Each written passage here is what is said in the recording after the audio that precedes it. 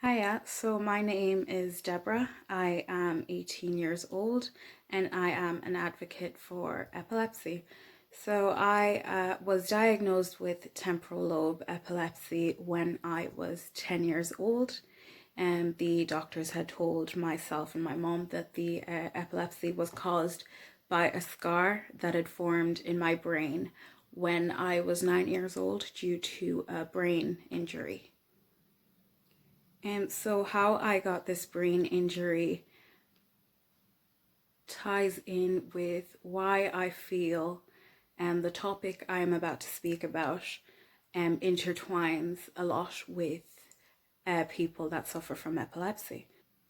So I have met with a lot of advocates for epilepsy, and we have all discussed the way we go about the stigma that is around epilepsy.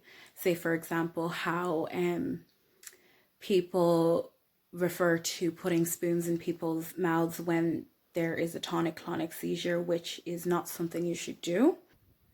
And because I feel like we've gotten a real grasp on how we are going to go about demolishing these kind of stigmas and everything, I feel like mental health issues is a very strong topic that that impacts quite a lot of people with epilepsy.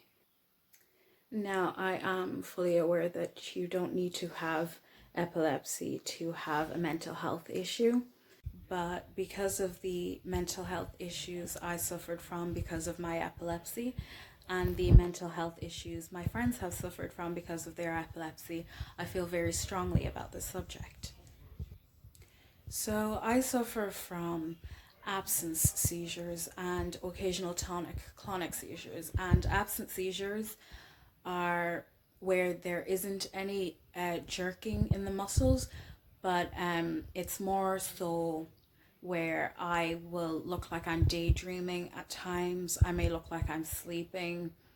I may have my head down, lose focus. And if you were to try and get my attention, I would be least likely to respond. And if I were to respond, I may respond in an aggressive manner. Sometimes I may wander around a room or stand in a corner even and just like cry, shout. And then my tonic-clonic seizures are where I can fall to the ground, start shaking, convulsing, um, foam at my mouth, and cry, scream at times as well. So usually I'm used to a lot of absent seizures, but during my time in secondary school, I suffered from a lot of tonic-clonic seizures, and vaguely any absent seizures. But I think because a lot of my classmates were used to seeing me with tonic-clonic seizures, I presume they were under the stereotype that all kinds of seizures were tonic-clonic seizures. So whenever I had my absent seizures, not many people would know I was having a seizure other than my friends. So the teacher may think, I'd fallen asleep during one of the classes or whatever. And during those times, after I came out of the seizure, I was always self-conscious about what I did, what I said, and what happened, because I wouldn't remember what had happened within the time period that I had the seizure. So during those times, a lot of people were left wondering, I presume, is she having a seizure? Is she having a panic attack? Is she sleeping? Because not everyone was fully aware of the various forms seizures can present themselves in. And because of the fact that quite a few people had seen me go into a tonic-clonic seizure, they were only set on seeing a tonic-clonic seizure. So when it came to my absent seizures, rumors started going around the school. Deborah fakes her seizures because every time she has a seizure and she comes back into class, her hair is perfect. And, it was a statement where, when I think about it, it's so ridiculous.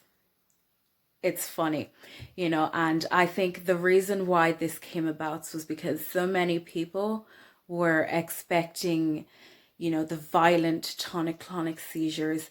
Your head is shaking, everything in your body, nearly everything in your body is shaking, the violent muscle spasms and tremors. So they were expecting my hair to be wild everywhere, crazy bedhead. So more and more rumors went around, some people would try and imitate whatever I did within my seizures, and I couldn't remember. Some people could laugh, some people could just ignore it altogether. So all of this that happened in secondary school led up to having an impact in my mental health. And unfortunately, I ended up with depression and anxiety. And the downside to that is that when I am stressed, sometimes stress can lead to a panic attack. And in my case, when I am stressed, I have a seizure.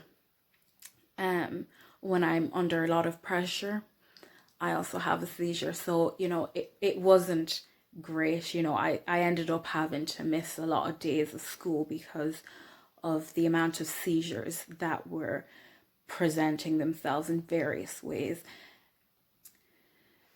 So I feel very strongly about finding a way for people with epilepsy to cope in anxiety and in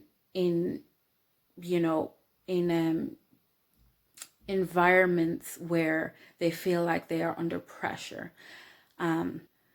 Because I feel like a lot of anxiety, social anxiety, comes along with having epilepsy, especially when it comes to absent seizures, not knowing what you did and anxious if you did something that really embarrassed yourself. And, I'm not an expert, when it comes to mental health, but I am someone with epilepsy that is suffering from mental illness. And, I'm aware of the huge side effects that epileptic drugs can have on your mental well-being.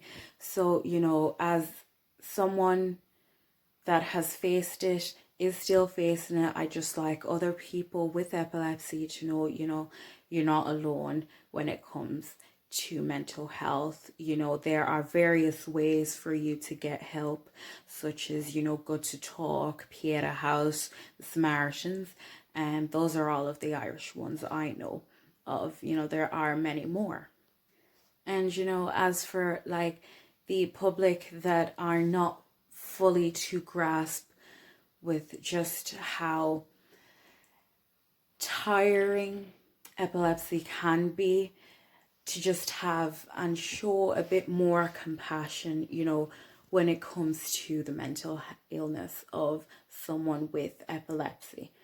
And also just to stress that epilepsy is not a mental illness.